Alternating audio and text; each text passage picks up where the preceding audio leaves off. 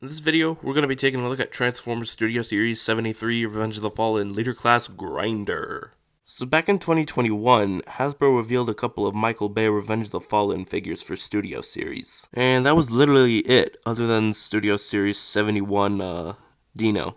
But hey, these figure selections weren't that bad last year. So anyways, we're just going to start off the previous wave with Transformers Studio Series Grindor, which is a repainted Blackout. Here they are next to each other. You know, the Studio Series Blackout's okay and everything. I'm still glad I got this mold. But man, I remember trying to track down this figure back in 2020 all the way to 2021 was when I found this guy sitting around for 68 bucks in Big Bad Toy Store. But they sold out now. But eBay has cheaper prices than that now. Maybe. But yeah, all thanks to Grindor. And I've seen Grindor mint and sealed box for $35 on eBay. Insane, but whatever. So right off the bat, we have a whole bunch of new paint jobs added to this figure compared to Blackout. As you can see, Blackout's all clean here, whereas Grindor isn't. He's all rusty and muddy, which makes me believe that Grindor is actually Blackout, but a revived version of him. Because, you know, he's been dead for like 2 years, and he's gonna get his butt kicked because he hasn't had any practice of fighting and everything.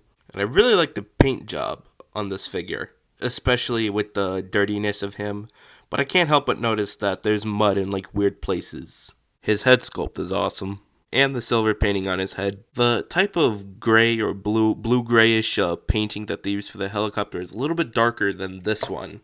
They completely painted the light gray endoskeleton parts to very, very dark gray. Another thing for Grindor is that they painted this thing brown.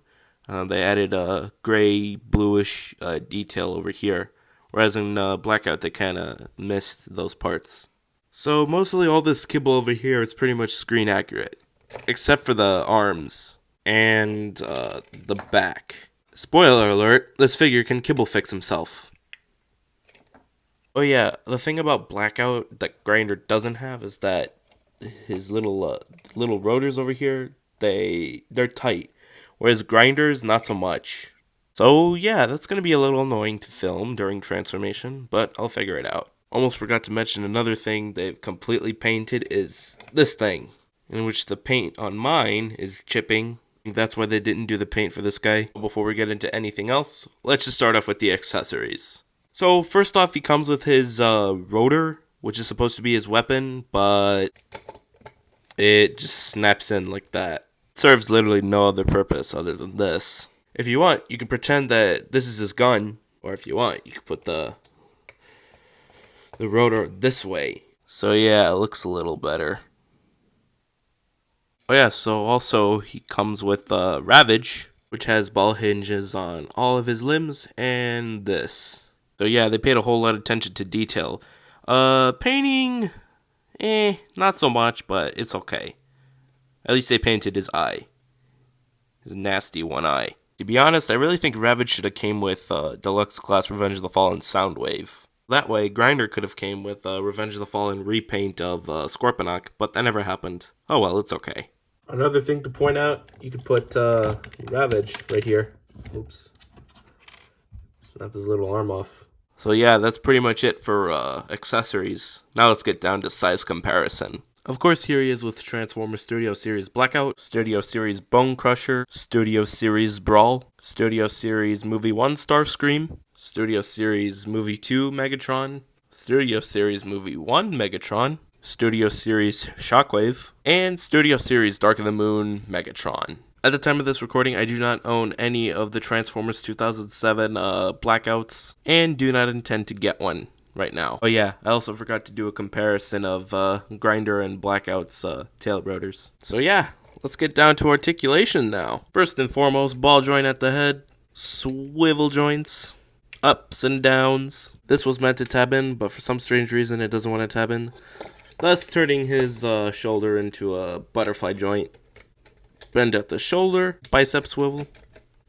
Bend at the elbow. Unlike Blackout, Grindor has wrist movement and a hinge joint for his fingers. Same thing for the thumb. Whereas Blackout can only move his hand up and down. He also has the thumb movement like Grindor. And there's no waist swivel. Whatever you want to call this thing moves up. Front skirt moves forward. which allows the leg to move forward, and the leg can also move backward. Leg can spread, thigh swivel, hinge joint, foot moves up and down, which allows this thing to go crazy, and of course pivot. So articulation it's okay. Now, transformation. I enjoy doing the transformation for this guy, but I prefer to do it off camera instead of on camera, but I'll do my best, which shouldn't be a problem. All you gotta do first and foremost is pull this down, open it up like that, shift this section downwards. This is gonna be tough. What you're gonna do is untab the waist, go ahead and move this up. Okay, keep this in here for now, because then we're gonna close in the head, which we'll get to in a second. Literally, second. Just gonna push his head down, which will reveal this section. And then you're gonna close on this panel. Not really sure why they put the number of his Studio Series name in the front of the helicopter, but whatever, I like it. Oh yeah, forgot to mention, you can unfold that. Oh boy, how am I supposed to transform this spaghetti into a helicopter? We'll figure it out. I'm gonna go ahead and open this up, and then close in his hand.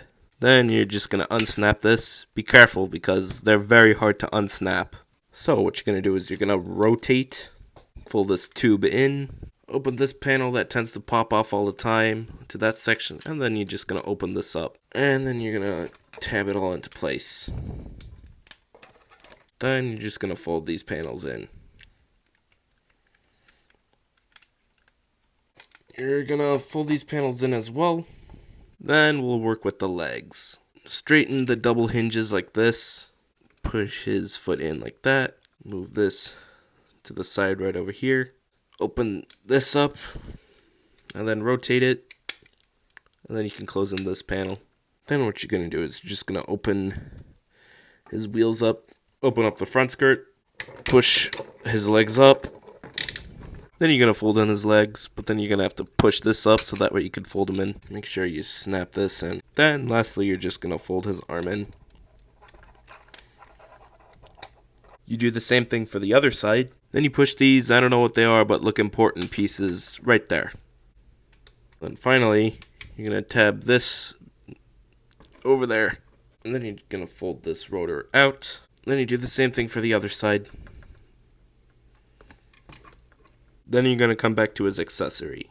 You're going to open this wing up. Then you're going to tab it to that hole right there. And there you go.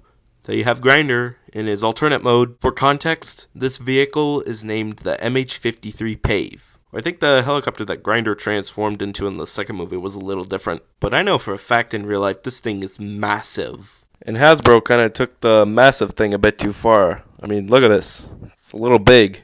This time I'll give you a size comparison with Grindor and Blackout. Literally the same helicopter, just with some different paint jobs. And if you're curious to know, here is Scorponok next to Ravage. So, the rotors on Grindor spin better than Blackout's. Same thing with this.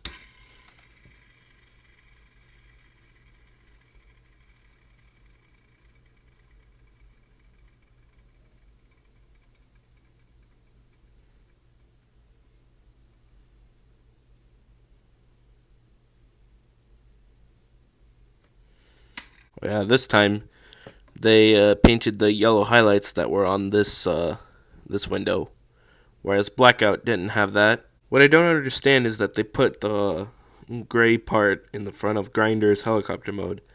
Oh, whatever. For accessory storage, you could just put Ravage over here, if he can go in there.